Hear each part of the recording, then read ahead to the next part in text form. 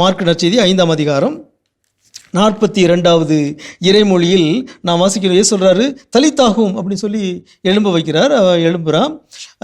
மக்கள் பெரிதும் மலைத்து போய் மெய் மறந்து நின்றார்கள். மலைத்து போய் மெய் மறந்து நின்றார்கள். காரணம், இறந்து போன ஒரு சிறுமியை இயேசு உயிர் பெற்றெழச் செய்து விட்டார். ஆகவே அவருடைய அந்த செயல்திறனை பார்த்து எல்லோரும் மலைத்து போய் மெய் மறந்து நின்றார்கள் என்று மார்க்கு உணர்வுபூர்வமாக எழுதியிருக்கிறார். இன்னொரு எடுத்துக்காட்டு பார்ப்போம். மார்க் நற்செய்தி 6ஆம் அதிகாரம் 51வது இறைமொழி. மார்க் நற்செய்தியில் முதல்ல 5000 பேருக்கு இயேசு உணவளிக்கிறார். அதுவே ஒரு மலைக்க வைக்கும் நிகழ்ச்சி தான். அதன் பிறகு அவர் கடல் மீது நடக்கிறார். மார்க் நற்செய்தி 6ஆம் அதிகாரம் 51 நாம் வாசிக்கின்றோம்.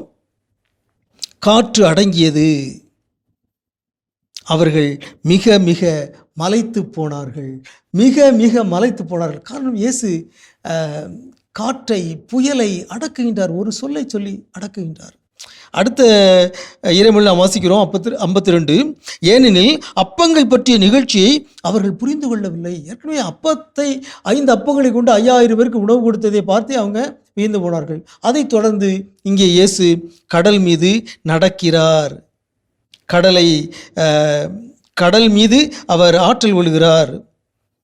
எனவே அவர்கள் மிக மிக மலைத்து போனார்கள்.